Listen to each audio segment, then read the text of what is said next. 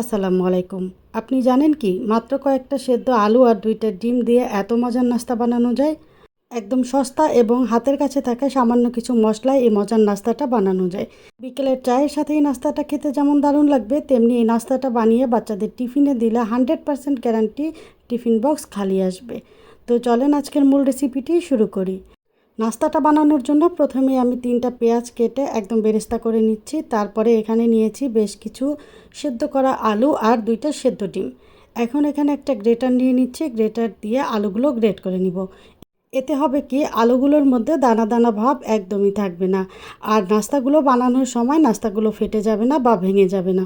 তো আমি সবগুলো আলু গ্রেট করে নিয়েছি। এরপরে একই রকম করে আমি ডিমগুলো গ্রেট করে নিব। যদি ঘরোয়া উপকরণে মজার মজার রান্না করতে চান আর কম তেল বা স্বাস্থ্যসম্মত রান্না শিখতে চান, তাহলে চ্যানেলটি সাবস্ক্রাইব করে রাখতে পারেন। সাবস্ক্রাইব করে পাশে থাকা বেল আইকনের অল অপশনটি সেট করে রাখবেন। এতে করে আমি আপলোড করা মাত্রই আপনাদের কাছে আমার ভিডিওগুলো পৌঁছে যাবে। আলু এবং ডিম গ্রেট করা হয়ে গেলে একটা মিক্সিং বোলের মধ্যে নিয়ে নিচ্ছি।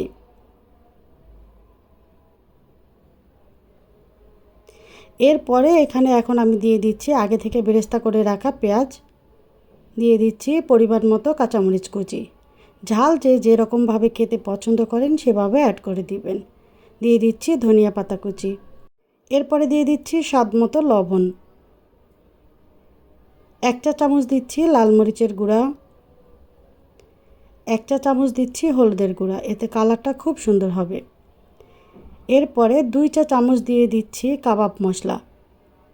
আপনাদের হাতের কাছে কাবাব মশলা না থাকলে জিরার গুঁড়া, ধনিয়ার গুঁড়া এবং গরম মশলার গুঁড়া অ্যাড করতে পারেন। তারপরে দিয়ে দিচ্ছি 1 চা চামচ ভর্তি করে আদা এবং রসুন বাটা। এরপরে এখানে আমি 4 টেবিল চামচ দিয়েছি কর্নফ্লাওয়ার। কর্নফ্লাওয়ার না থাকলে আটা বা ময়দা ব্যবহার করতে পারবেন। এখানে 1 পিস পাউরুটি দিয়ে দিচ্ছি। এতে নাস্তাটার বাইন্ডিংসটা খুব ভালো হবে এবং এগুলো ভাজার সময় একদমই ভেঙে যাবে না। এবারে উপকরণগুলো খুব ভালোভাবে মাখিয়ে নিব। কাজটা একটু সময় নিয়ে করব, খেয়াল রাখতে হবে যাতে উপকরণগুলো খুব ভালোভাবে মিশে যায়। যত ভালোভাবে মিক্স করা হবে নাস্তাটা খেতে কিন্তু ঠিক ততটাই ভালো লাগবে। উপকরণগুলো খুব ভালোভাবে মিশিয়ে নেওয়ার পরে এখন এখানে দিয়ে দিচ্ছি 1 টেবিল চামচ তেল। আমি যে তেলে পেঁয়াজ বেরেস্তা করেছিলাম সেখান থেকে 1 টেবিল চামচ তেল দিয়ে দিচ্ছি। এরপরে খুব ভালোভাবে মাখিয়ে নিব।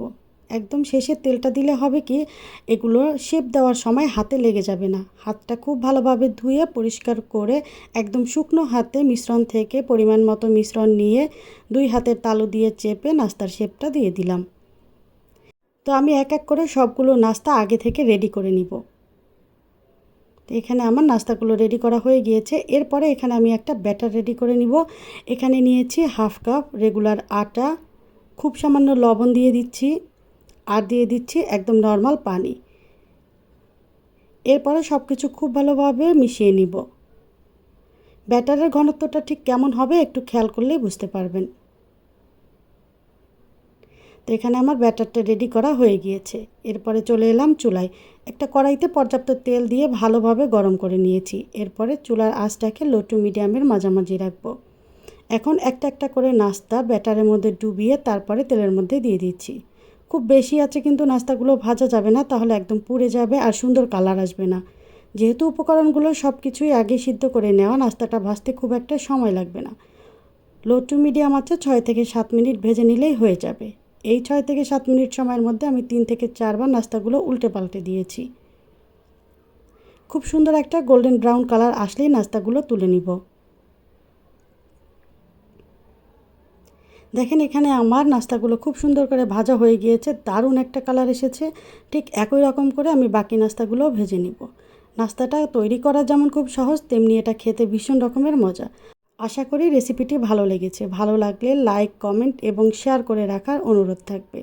দেখা হবে পরবর্তী কোনো রেসিপিতে। ততক্ষণ পর্যন্ত ভালো থাকবেন। আল্লাহ হাফেজ।